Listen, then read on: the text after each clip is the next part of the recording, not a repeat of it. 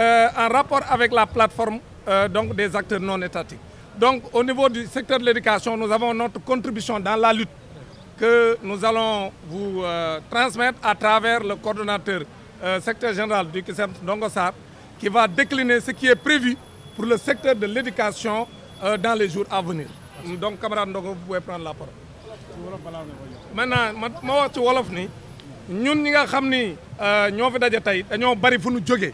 dafa am ñoom ay syndicat lañ am ñoo xam ni société civile bi ñu ngi bokk ci yeneen pàcc ñoo xam ni ay OSC lañ am ñoo xam ne ay imam lañ am ñoo xam ni dañoo nekk ay droits de l'homme ñun ñoo ñëpp ñoo fi daje te li ñu dajale lenn rek la mooy jaay doole bi bëgg am Sénégal ak foqarti moomeelu sénégalais yi pour taxaw yokk sa mandat par force loolu lañ ñu du fi amee ñu ne datu élection bi kese moo ñu dajale ñun ñëpp leneen boolewuñu nañu respecté datu élection bi comme datu élection bi c'est le 25 février 2024 ñi fi daje ñëpp loolu la ñu wax léegi nag syndicat enseignants yi dañoo am taxawaay bu ñu am boo xam ni ki nga xam ne moom lañ désigné suñu biir ñun syndicat yi nga xam ci daara yu lalu yi ak yu diggu doomu yi ak yu kaweeg yëpp dañ ni nañu jël la camarade secrétaire général Ndongo Sarr bu ko defee mu wax ci suñu tur bu ko defee mu wax lan la ñuy waajal ak lan lañ bëgg a def ñun syndicat yi. ñooñ désigné pour que ma coordonner syndicat d'enseignants yi nga xam ni dañu sóobu ci xeex bii nga xam ni du xeexu jàngalekat yi kese xeexu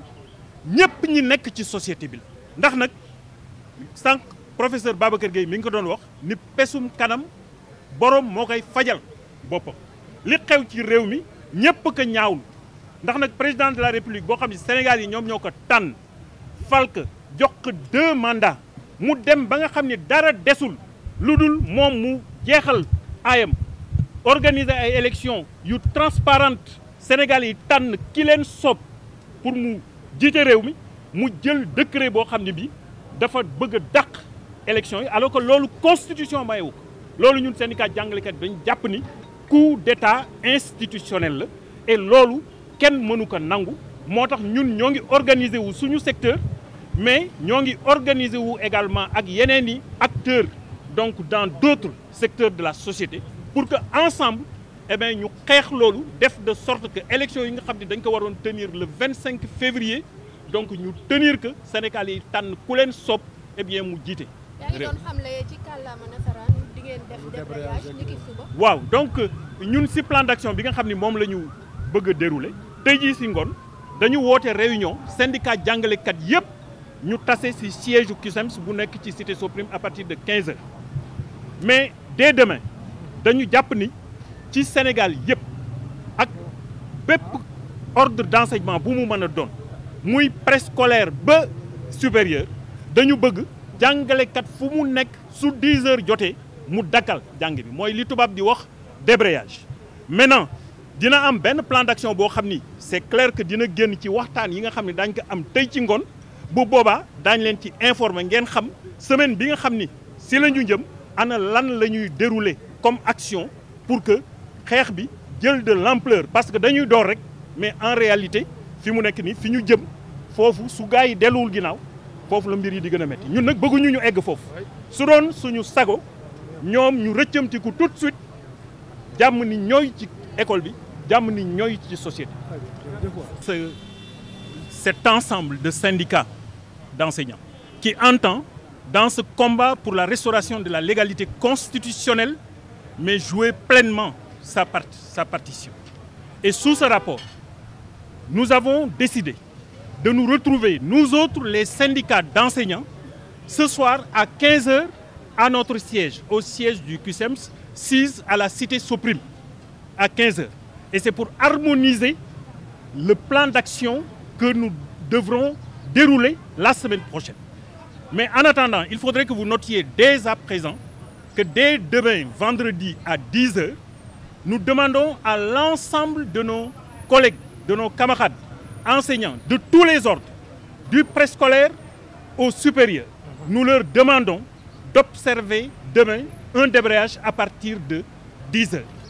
À l'évidence, samedi, nous allons nous réunir pour évaluer donc tout cela et vous serez informés de ce plan d'action que nous entendons dérouler la semaine prochaine et, Dame le disait tantôt, dont l'objectif c'est d'appeler les autorités à la raison, de manière à ce que la légalité constitutionnelle soit restaurée parce qu'il n'est pas admissible que dans une démocratie, qu'un président de la République, au terme de son mandat, puisse s'arroger le droit d'allonger, de prolonger comme ça gratuitement son mandat. Cela est inacceptable et avec l'ensemble des forces sociales, nous allons nous mobiliser pour faire en sorte que cela n'arrive pas. Cet ensemble de syndicats d'enseignants qui entend, dans ce combat pour la restauration de la légalité constitutionnelle, mais jouer pleinement sa partition. Et sous ce rapport, nous avons décidé de nous retrouver, nous autres, les syndicats d'enseignants, ce soir à 15 h à notre siège, au siège du CUSEMS, 6 à la cité Soprim, à 15 h. Et c'est pour harmoniser le plan d'action que nous devrons dérouler la semaine prochaine. Mais en attendant, il faudrait que vous notiez dès à présent que dès demain, vendredi à 10 h, nous demandons à l'ensemble de nos collègues, de nos camarades enseignants, de tous les ordres, du préscolaire au supérieur, nous leur demandons d'observer demain un débrayage à partir de 10 h.